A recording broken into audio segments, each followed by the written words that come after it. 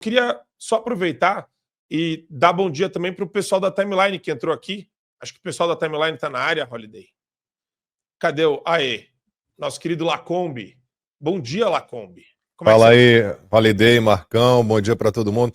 O pessoal da Timeline hoje é assim, o Alan ainda não chegou, o Max tem que ficar ali na mesa, né, para fazer a direção de imagem, então sou eu só aqui, por enquanto. Daqui a pouquinho o time completo ao meio-dia, horário de Brasília, no nosso canal no YouTube. O mais impressionante sobre isso que você estava falando, Marcão, um jornal como o Globo faz uma entrevista com o ministro Barroso, ele dá entrevista já é algo bem questionável, né? E aí o cara antecipa um julgamento, quer dizer, fala fora dos autos, né? Ele se mete num assunto que é do legislativo, em algo que é prerrogativa do legislativo, e aí você lê a entrevista do Globo, em momento nenhum o entrevistador pergunta, mas aí o senhor não acha que o senhor está se antecipando, o senhor está falando fora dos autos, ou o senhor não acha que isso aqui é uma prerrogativa exclusiva do Legislativo e é crime de responsabilidade um ministro do STF ter atuação político-partidária? Você não vai encontrar. Me lembro da entrevista do Alexandre de Moraes, quando fez um ano dos atos do 8 de janeiro, né, de 2023, em 2024. Ele falando aquelas asneiras todas sobre aquele crime maluco de enforcá-lo na Praça dos Três Poderes ou eliminá-lo no caminho entre Brasília e Goiânia, de desovar o corpo na estrada. E a repórter, a entrevistadora na época, não cadê as provas? Quais são as provas concretas do que o senhor tem, de que havia um plano assim? Então, é um jornalismo que deixou de ser jornalismo. Né? É um presidente do STF completamente transtornado, né? Um pavãozão, né? Esquecendo o que é a atribuição do Supremo, e um jornalismo que não é mais jornalismo. Aí junta essas duas coisas, é claro que não pode ficar nada bom, né? Nada bom. Mas aqui na nossa pauta hoje, estou até correndo a pauta aqui, bom, Carlos Lupe, né?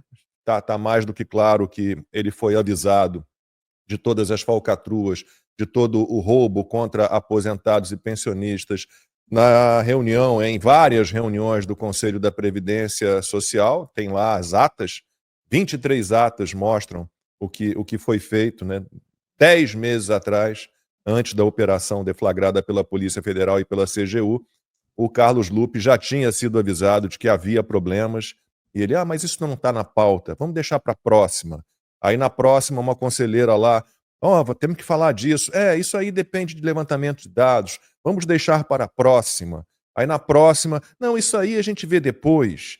E 10 meses se passaram, 10 meses se passaram, e se a gente for lembrar quem é Carlos Lupe, né, ele foi demitido lá quando era ministro da Dilma, ministro do Trabalho, ainda no primeiro ano do primeiro mandato da Dilma, né, porque suspeitas de irregularidades em contratos entre o Ministério do Trabalho e organizações não governamentais. Bom, é isso. E temos mais falcatrua. Marcão, não sei se vocês são assinantes da Gazeta ou da Timeline, mas a minha coluna dominical, ela foi a maior que eu já escrevi em 4 ou 5 anos que eu estou lá escrevendo essa coluna. Legal. Em vídeo, ela ficou com quase 20 minutos. E por quê? Porque eu resolvi rebater uma matéria da coluna Painel da Folha de São Paulo que dizia que a oposição estava muito animada, muito entusiasmada com os problemas no INSS, a roubalheira, e estava tentando grudar a pecha de incompetência e corrupção no Lula. Então eu resolvi fazer um texto pegando apenas os escândalos envolvendo o governo Lula este ano, tá? Este ano, sim. Alguma coisa foi do fim do ano passado, mas veio à tona só agora. Então eu reuni casos de corrupção, suspeitas graves de corrupção, desvio de verba pública e incompetência. E quando eu vi, rapaz, o meu texto ficou 5 vezes maior do que ele é normalmente nessa coluna dominical, porque é uma coleção de problemas. Inclusive, eu citava o caso da R7 Facilities, que é uma empresa que tem um laranja, né, como proprietário, que recebeu uma série de benefícios fiscais irregulares e que montou um grupo de outras empresas, ali, um grupo de várias empresas, para fraudar licitações. Foi lá vencedora de uma licitação para fornecimento de mais de 1.000 funcionários terceirizados para o governo, para 12 ministérios, e aí houve aquela fase de recursos, eles foram desclassificados a R7 Facilities. E aí agora o Ministério da Gestão da Esther Dweck assinou um contrato para a prestação desse serviço, né, de funcionários terceirizados, fornecimento de funcionários terceirizados, e com quem? Com uma empresa chamada Esplanada, que, tudo indica, fazia parte do esquema da R7 Facilities. Dá para entender? Então, não tem para onde correr, para onde a gente olha tem problema, tem corrupção.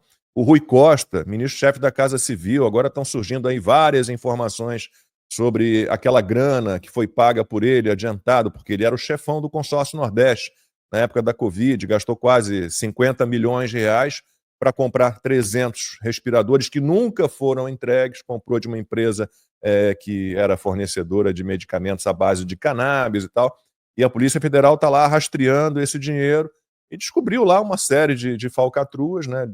Em um mês o dinheiro foi recebido e espalhado por várias contas de empresas e pessoas, e está ali sempre surgindo o nome do Rui Costa e da mulher dele. Então temos esses assuntos todos aqui para falar, além desse apagão, não sei se vocês comentaram, a gente vai tentar entender o que está acontecendo na Europa, né? Que houve um apagão lá, uma queda de energia. Não, a gente não trouxe o apagão para o debate de hoje, porque ainda está muito especulativo. Né? Pois é, poucas informações, mas tem gente já falando de cyberataque e tal, então a gente vai tentar destrinchar um pouquinho isso, Marcão. Muito bom. E, Lacombe, para o pessoal que está assistindo a gente aqui, a gente está com 11 mil pessoas ao vivo em vários canais, qual que é o meio para eles se atualizarem sobre a timeline? Qual que é a melhor forma deles se atualizarem com vocês?